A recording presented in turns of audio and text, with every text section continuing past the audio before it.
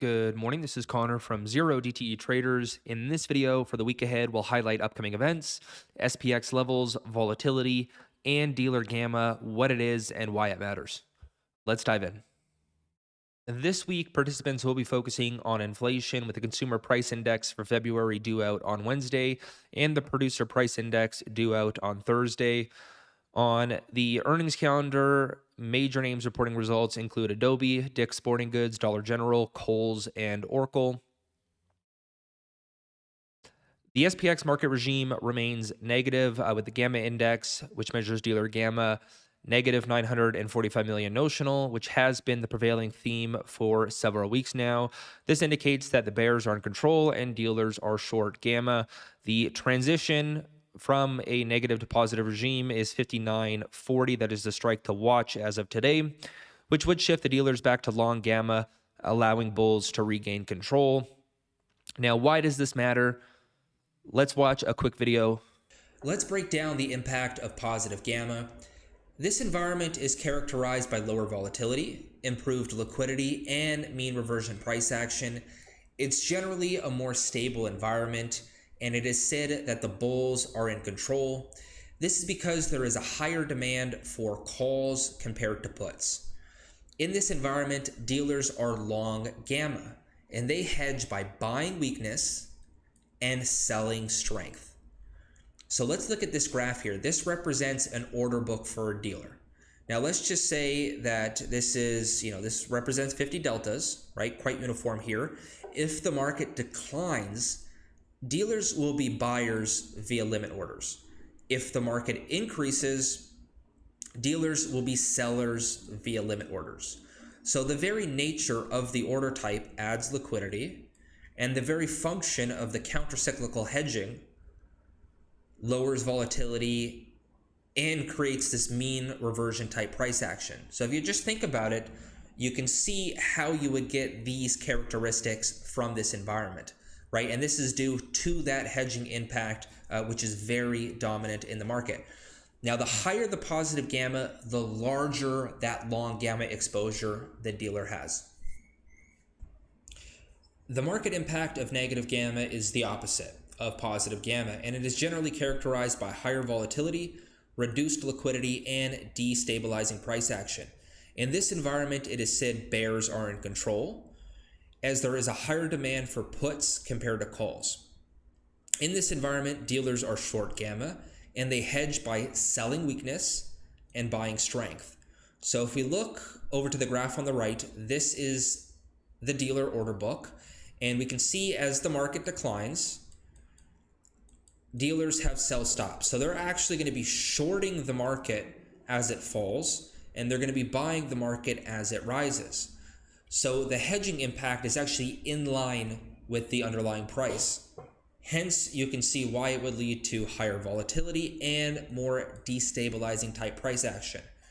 Now, in terms of the order type, generally, it's market orders, although it could most certainly be a little bit more complex than that. But the point I want to stress here is that negative gamma actually removes liquidity.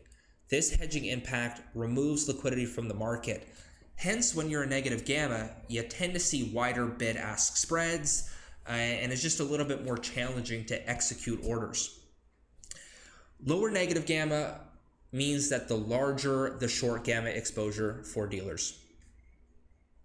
This chart represents the total market gamma, which looks at the gamma for all options at all available strikes and is calculated on a notional basis. And again, this is from a dealer's perspective. So each day we can see our dealers long gamma or our dealers short gamma, and to what extent. And we can see that on the y-axis, where the x-axis just marks the day. So each bar represents a day.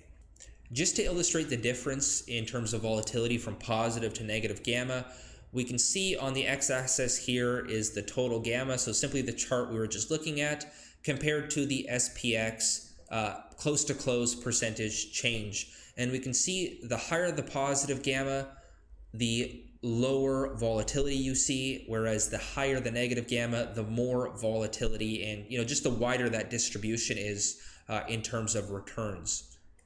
So we're currently in an extremely liquidity constrained regime, which is resulting in lower predictability and extreme violent price swings. Until we reclaim the flip and positive gamma builds, the playbook we've been preaching for 0DTE trading, which has been very effective, remains valid. Low risk option structures, so debit verticals, credit spreads, or single options if you're a quick momentum trader. Utilizing double zeros and 50s for targets and pins. Diversifying risk in both directions, so don't put all your eggs in one basket. Book profits at 2 times premium, 100% ROI to take risk off the table and enter risk-free trades. It's actually quite easy to achieve 100% ROI in this environment, given these massive swings. Utilize structures to identify trend changes, so upsloping, downsloping structures, whether multi-day or intraday, spanning, 2-3 hours ideally.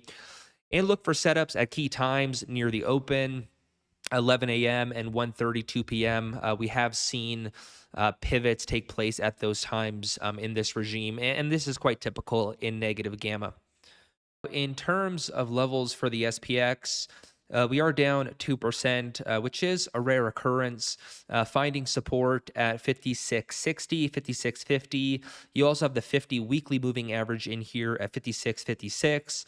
So a bit of a confluence zone here. We did break structure, which is a bullish indication. 5-minute, 15-minute oversold, now starting to upslope. So upside momentum starting to pick up. Clearly, any dip buys are counter trend, but of course, markets don't move in a straight line. So we could see some sharp market bounces, which we've seen plenty of over the past few weeks. If that does occur, resistance 5700, 5710, which is more or less entry into the gap down here from today. Fill would be the previous session's closing price at 5770, followed by 5800, 5810. We will start to see some improvement on the gamma front above that handle, with another gap to the upside, 5810 to 5842, and then 5850, 5860, which was resistance last week. We rejected there a couple times. As far as the downside goes, we are in a gap. Gap fill would be 5618. So if that does materialize, potential gap fill reversal setup. Beyond that, 5600, which is a major gamma level, as well as a whole number. So again, we really want to be focusing on the double zeros, 50s, and it's just where the liquidity is present, right? And when there's a very thin liquidity environment, the market tends to get sucked in to those 50s, double zeros. And if you look from a 0DTE perspective, you look at the options volume, majority of traders are centering their trades around those double zeros and 50s. In terms of volatility, the volatility risk premium remains elevated at a premium, indicating that implied volatility significantly exceeds 30-day realized volatility, suggesting that IV is theoretically overpricing options. Before buying longer dated calls to play a potential bounce this week or next, this is a factor that should be considered. To mitigate the impact of volatility crush, a bull call spread or a short put spread can reduce or take advantage of the IV decline that would occur on a strong upward move. In terms of 0DTE, IV is less impactful, and long options, whether single or spread, continue to be a good way to capitalize on strong directional movements in both directions. Now, our VIX levels remain unchanged. We've been looking at these levels for the past few weeks now, I guess past few months, actually, looking for pivots, peaks, troughs. So I'm not going to call them out, but you can go ahead and take a screenshot, mark these on your chart. These don't change a whole lot, but are quite useful in this environment, particularly given the fact that volatility is an exacerbating factor, with feedback loops, both positive and negative, present in both directions. Okay, so a lot of volatility, but really dynamics are unchanged week over week. And, it's always best to not shy away from volatility. We are traders. We want to take advantage of the volatility, but we also want to do so in a controlled manner.